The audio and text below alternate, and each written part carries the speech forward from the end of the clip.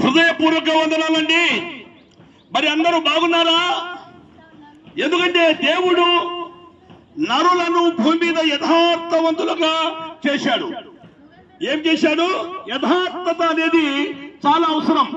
మన కుటుంబాల్లో కూడా యథార్థంగా పలకకపోతే, ఎప్పుడో అబద్ధాలు పలుకుతూ ఉంటే మన కోపం వస్తుంది. నీ జీవితం ఇంతేనా? ఎప్పుడు అబద్ధాల్లోనే జీవిస్తావా? నీకు సత్యం అనేది ఉండదా?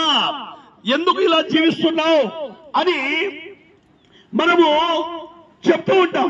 దేవుడు కూడా అదే అంటున్నాడు. మరి కాలాలు మారుతున్నాయి, రోజులు మారుతున్నాయి, సంవత్సరాలు మారుతున్నాయి, మరి పండుగలు మారుతున్నాయి, మరి పండుగలు వస్తున్నాయి. సంవత్సరం పొడుగునా ఎన్నో పండుగలు వస్తున్నాయి, మరి తేర్లు వస్తున్నాయి, తిరునాళ్ళు వస్తున్నాయి, మరి ఎన్నో రీతిగా మానవుడు చేస్తున్నాడు. కానీ మానవుడు మారడం లేదు. కారణం ఎందుకు మారడం లేదు? మానవుడు స్వార్థపరుడు. మానవుడు మరి స్వార్థపూరితమైన ఆలోచనల చేత బతుకుతున్నాడు. ఎందుకు బతుకుతున్నాడయ్యా అంటే, జానడు పొట్ట కోసం కూటి కొరకు కోటి విద్యలు చేస్తున్నాడు. అది ఏదైనా శాశ్వతంగా ఈ భూమి మీద ఇక్కడనే ఉండిపోతాడా అంటే ఎక్కడ ఉండదండి. ఓ సోదరి సోదరులారా, మరి రేపేమి సంభవించునో మీకు తెలియదు. మీరు ఇంతలోనే కనబడి అంతలోనే మాయమైపోవు. ఒక ఆవిరి వంటి వారే. ఆవిరి చూశారు కదా మీరు ఇంతలో కనబడతారు, అంతలో మాయమైపోతారు. మీ జీవితం ఏ పాటిది? మీరు పడే ప్రయాస ఈ భూమి మీద వ్యర్థము వ్యర్థము వ్యర్థము వ్యర్థము అని చెప్తుంది దివ్య గ్రంథమైన బైబిల్. ప్రసంగి గ్రంథములో జ్ఞాని అయిన సొలొమోను మహారాజు మాట్లాడుతూ, నరుడు భూమి సూర్యుని కింద పడు ప్రయాసము వ్యర్థము వ్యర్థము వ్యర్థము అంటున్నాడు. అవునండి.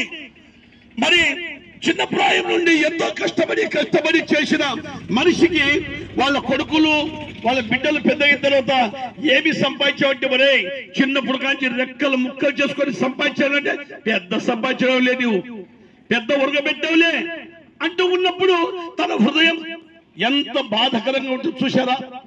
చిన్నప్పుడు కాంచి కష్టపడిన మనిషికి పనికి రాకున్న వానిగా తీసి పారేసినప్పుడు చాలా బాధ అనిపిస్తుంది. అలాగే దేవుడు కూడా సృష్టికర్త అయిన దేవుడు ఈ సృష్టి అంతా చేసి నింగి నేల నీరు నిప్పు గాలి సమస్తము చేసి నీ చేతిగా చెప్పాడు. దేవుని మర్చిపోయావు. ఈ భూమి శాశ్వతం అనుకున్నావు, ఇదే లోకం అనుకున్నావు. సాయంత్రం అయితే మందు కొట్టుకుపోతున్నావు, పొద్దునైతే మరి పరిగెత్తున్నావు సంపాదన కోసం. కానీ ఏది నిలబడడం లేదు. ఒకరోజు మరణిస్తున్నావు. ఆ మరణించిన శరీరము మట్టికి అప్పచెప్తున్నావు. మరి ఆత్మ ఎక్కడికి వెళ్ళాలండి?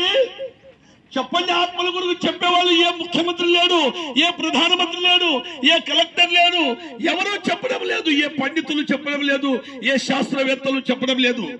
ఆత్మలకు చావు లేదు. నీలో ఉన్న ఆత్మ అది 60-70 సంవత్సరాలది కాదు, అది యుగ యుగాలు దేవుని దగ్గర ఉండే ఆత్మ. ఆ ఆత్మను నువ్వేం చేస్తున్నావు?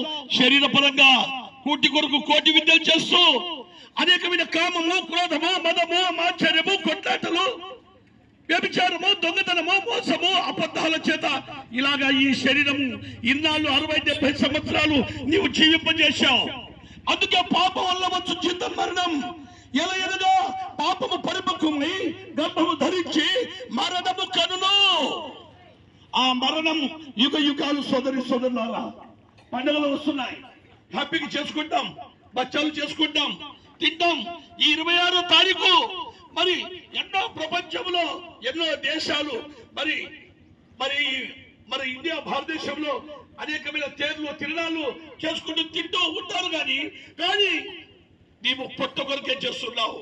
నీ ఆత్మ ఎక్కడా? నీ ఆత్మకు చావు లేదే. మరి నీవు చేసిన ప్రతి పాపము కడుక్కోవాలంటే పుణ్యస్నానంలో కడిగినంత మాత్రం నీ పాపం పోదు.